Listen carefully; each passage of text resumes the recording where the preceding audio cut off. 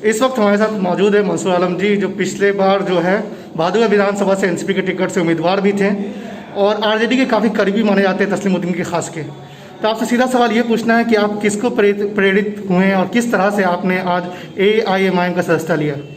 सबसे पहले तो असदुद्दीन अवैसी साहब जो पार्लियामेंट में हमारे हकूक़ की जो बात करते हैं वो पार्लियामेंट में करते हैं, लेकिन हमारे जो सदर साहब हैं बिहार के, तो जब से ये इस पार्टी को MIM को लेके आए किशनगंज में और इनका सदर बने, इनसे मैं कई बार मतलब बहुत ज़बरदस्त तरीके से शुरू में मुझे लगा कि कुछ नहीं कर सकते हैं, लेकिन इनकी मेहनत जो है और जिस मेहनत के दम पर अकेले बिहार में जो पार्टी को आज एक मजबूती स्थान जो प्राप्त हुआ है, अहम रोल है सदर साहब का।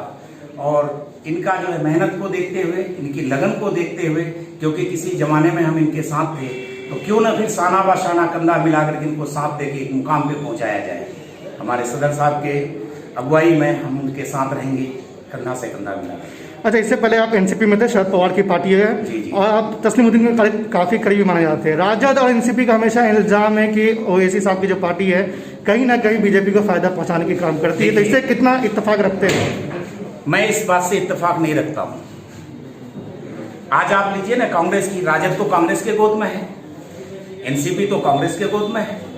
अगर वो अलग हटके है तो बोलिए। आज 4 विधानसभा, 4 टर्म से 3 टर्म से कांग्रेस और राजद एक साथ मिलकर, महाराष्ट्र में शिवसेना के साथ एनसीपी, शिवसेना के साथ एनसीपी है वहां पर, तो हम इनको कैसे सेकुलर कह दें?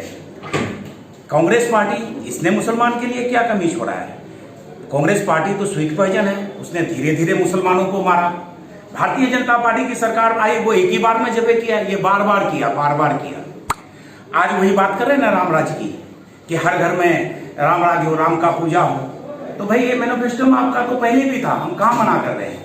ये भारतीय जनता पार्टी को आपने दे दिया था और भारतीय जनता पार्टी से अब आप वापस लेना चाहते हैं, तो आप लोग एक ही हंडी के चट्टे बट्टे हैं। वो अवैसी साहब मुसलमानों की हक और हकूक की बात करते हैं, सिर्फ मुसलमान की क्यों, पूरे देश के हिंदू और मुस्लिमों की बात करते हैं, दलितों की बात करते हैं। वो अकेले मुसलमान की क्या बात करते हैं? ये राजद वाले, एनसीपी वाले, कांग्रेस वाले, ये तो भारतीय जनता पार्टी का डर दिखा के वोट बैंक बना के रखा है, हमें इस्तेमाल कर रहा है। आज तक हम इस्तेमाल ही हो रहे हैं 70 साल से।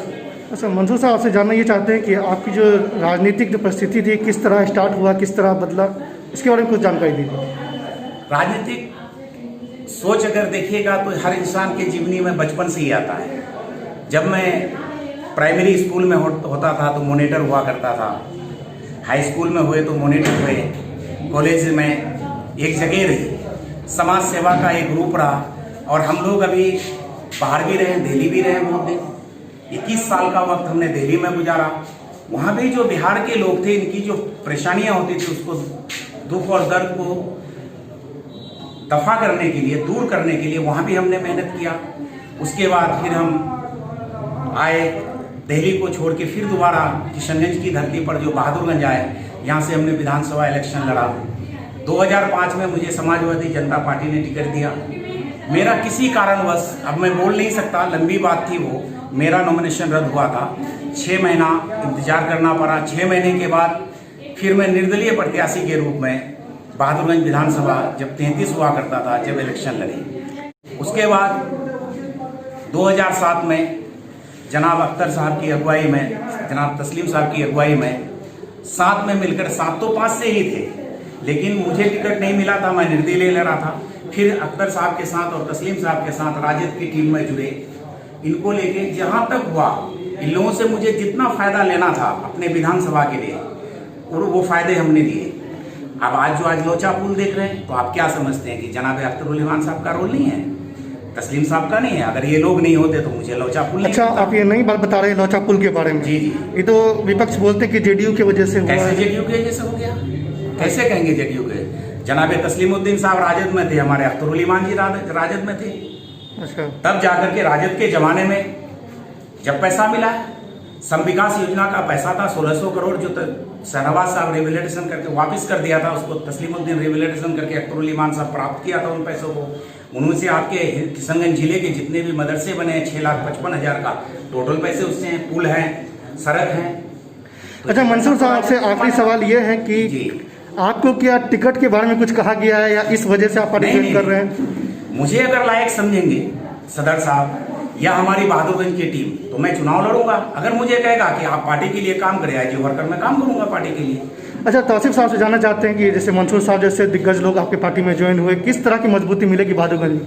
देखिए, सबसे पहले तो मैं मंसूर साहब को और पूरी टीम को मुबारकबाद देता हूं कि आज उन्होंने हमारे पार्टी में आकर पूरे बहादुरगंज विधानसभा के अंदर, नौजवानों के अंदर, हमारे कार्यकर्ताओं के अंदर एक नया जोश, नया जज्बे को उन्होंने जगाने का काम किया है। उसके लिए मैं मुबारकबाद देता हूं। और निश्चित रूप से मंसूर साहब के, क्योंकि मंसूर साहब हमेशा सामाजिक कार्यकर्ता के रूप में हमेशा समाज में काम किए हैं और मुखिया भी रहे हैं, विधानसभा इलेक्शन भी लड़े हैं, तो एक दर्द जो दिल में है, जो समाज में पिछड़ेपन का दर्द मंसूर साहब के दिल में है, और जब ऐसे लोग हमारी पार्टी में आते हैं तो निश्चित रूप से हमें बहुत मजबूती मिलती है और आने वाला वक्त हम और मजबूती के साथ में उसको फेस करेंगे और मजबूती के साथ में हम लोगों के बीच में जाकर एमआईएम को मजबूत करेंगे और एमआईएम का कैंडिडेट को जिताने का भी हम काम करेंगे।